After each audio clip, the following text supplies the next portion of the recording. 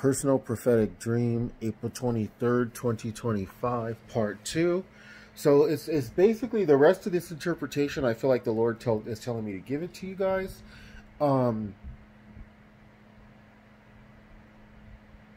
anybody who maybe didn't hear the dream, I had a dream that a dude had been chained where there was these two tigers. He was almost like at a zoo, and so these tigers aren't really sure how to go for him, but they're going for him. One of the tigers grabs one of his feet, and he's thinking, "Oh my gosh, you know," or I'm thinking this tiger might wind up ripping this guy's leg because the other leg is tied to he's chained. So then the other tiger comes up to attack him. And the dude's like terrified, but at the same time, the dude has an attitude. And so when the other tiger comes up, he starts punching the tiger in the head as fast as he can. And so that tiger doesn't know what to do, so that tiger doesn't latch on. And there's some people that think, oh, this guy's about to be eaten alive for our entertainment. And this is the part that I didn't give you the interpretation of. Somewhere in the background, there's someone that locks onto these tigers with rifles. And this person says, I'm not letting them take this I'm not letting those tigers eat this person alive. So they already lock on to one of the tiger's heads, and they're about to put it out. And they're going to put out both of these tigers. So, of course, the tigers really represent the program and its intention to consume people whole. This program designed to take people's lives. Now, the only part that I left out was that the Lord wants me to tell you guys, praise His holy name forever and ever, that He's going to be taking out this program.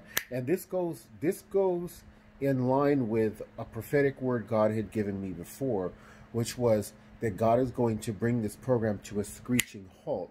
When it comes to a stop, it'll be like that. It's going to come to a stop, and it's going to be in an instant that all the targeting stops. And similar to the way this person was going to lock on, he had already locked on to one of them. He had him in his scope, and he was going to take out one of the tigers, and then right afterward, he was going to take out the other. Boom, like that. And nobody knew that, especially the people that were like, yeah, we want to see this. We want to see him get eaten alive by these tigers.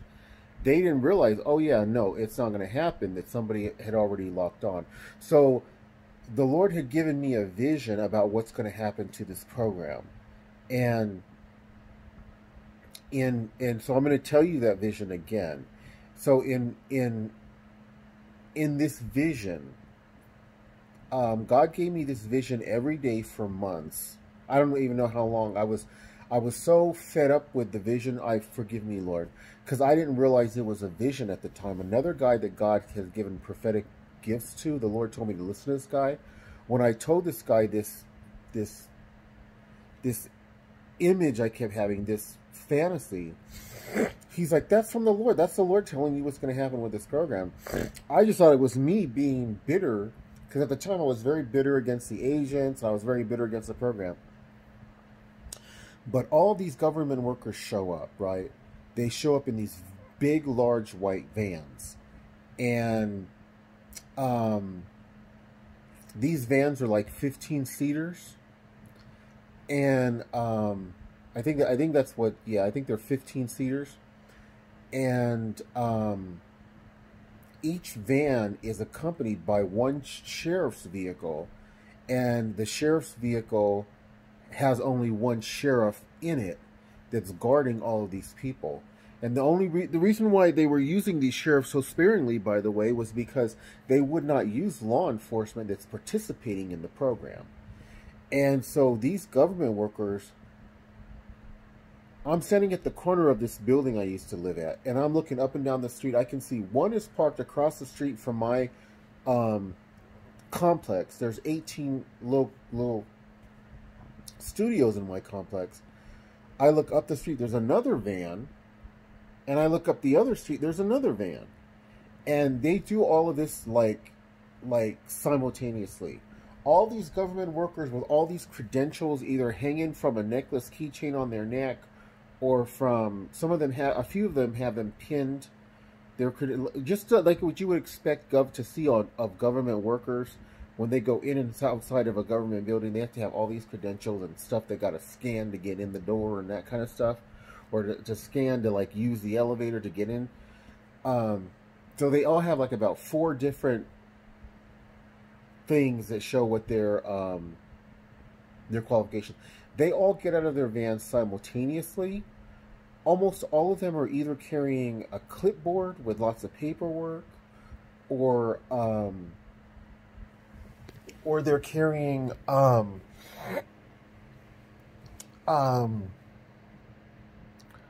it's like a tablet or a laptop computer. Most of them have either one of those two. And by the way, this is going to happen after the program stops. I don't know how the Lord is going to stop the program exactly. I have my suspicions. I know it is going to stop like that. It'll come to a screeching halt, because the Lord told me that multiple times. It's going to come to a screeching and immediate stop.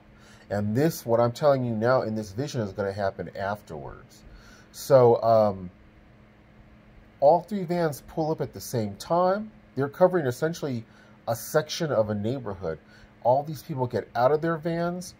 The sheriff gets out of his vehicle. The sheriffs get out of their vehicles. And they begin going door to door. And they only go to people who have the app or that are somehow registered with this program. They're only going to agents' houses and apartments. And so the first thing they do is they start IDing everyone. This is something that, by the way, would be illegal under normal circumstances in the U.S.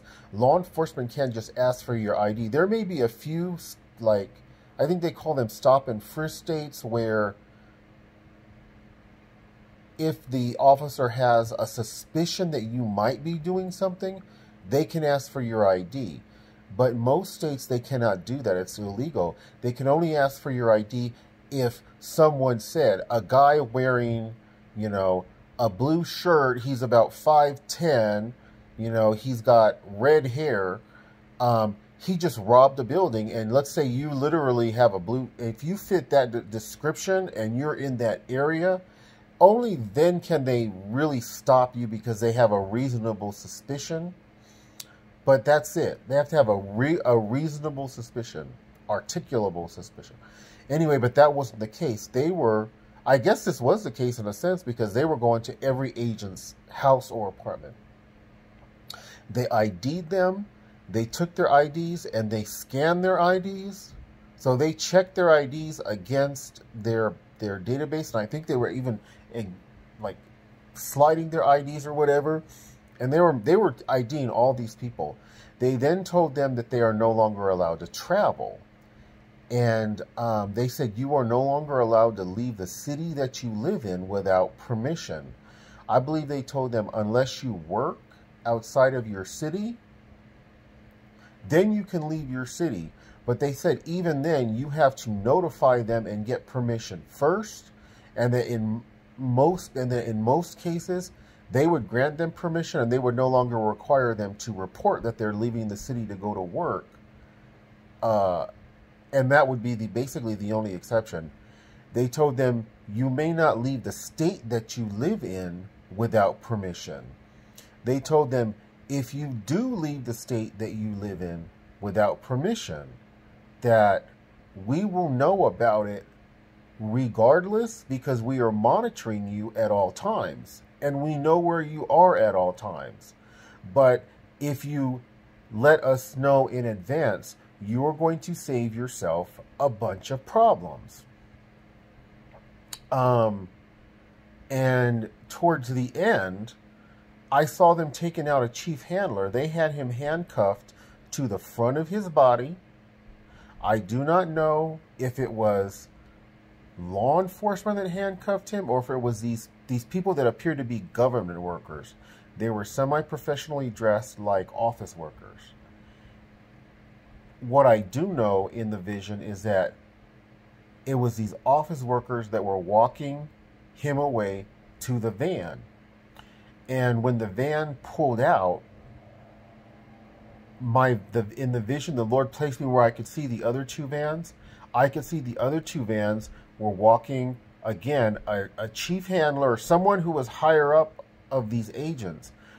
They were also walking them, had someone handcuffed to the front of their body, and they were walking them to the van as well, to take them off to I don't know where, and for probably much more intense processing, maybe to jail, I'm not sure.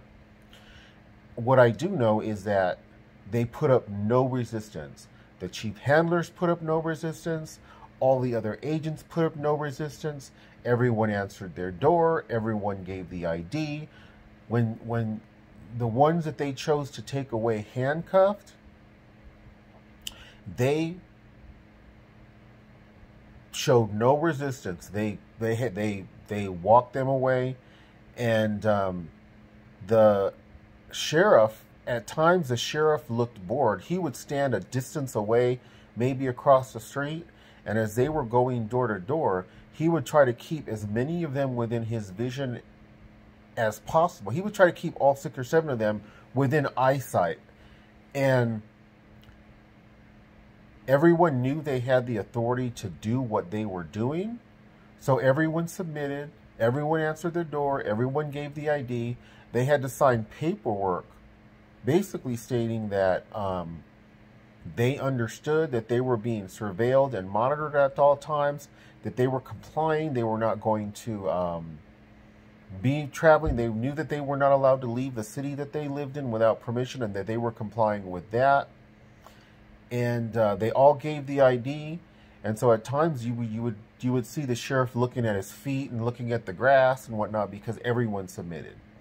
And just the only other thing is that in another part of this vision, like I said, God gave me this vision from different angles, and he gave it to me every day for months, at least like a month and a half.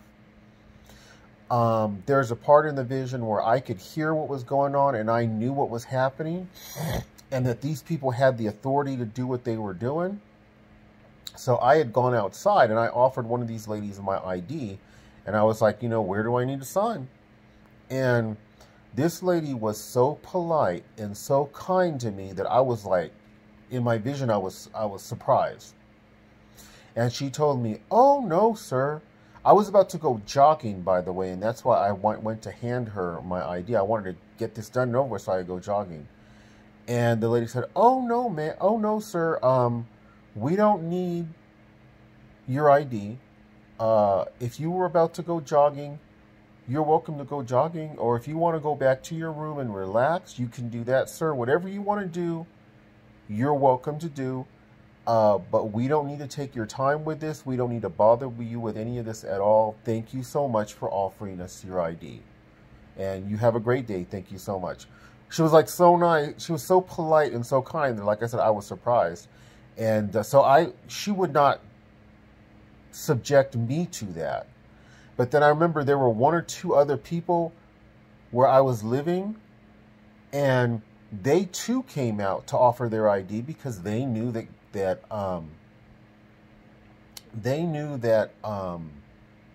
these folks had the authority to do what they were doing, and they knew there was no way out of that. There was no way for them not to give their ID. So they came out and they gave their ID as well. But they came out and gave their ID as well. And they did take everyone else, these other people that came out of their apartments, they took their ID. They made them sign. They lectured them. So I just want to reiterate that God's going to bring this program to a screeching halt. And God's judgment is going to fall on this program. And God is going to bring it about where all the agents of this program are going to pay. And so they're not going to be able to go to family gatherings for Christmas, Easter, whatever holidays that they celebrate. They're not going to be permitted to do that. They're not going to be permitted to travel. Because a lot of times permission will be denied them. They will definitely find it very difficult to ever leave their state. So if they have family in another state, they'll you go to Face Chat or something if you want to spend time with them on the holidays or birthdays or whatever. But yeah, so that's what that vision is about, and I really feel like God's telling me to tell you guys this. And I do want to reiterate, just like the Lord kept telling me in LA, the Lord kept telling me over and over and over, this will come to a stop. He told me, they will not take your life. I will not let them destroy you. And here I am 4 years later, and my life is better than ever. It's better than it was before my targeting went overt. And God's got his eyes locked on this program. And he is going to bring this program to a sudden and critical end. You guys, again, I want to reemphasize, pay your tithes and offerings, help the poor, tithe your time to the Lord in prayer and reading his word.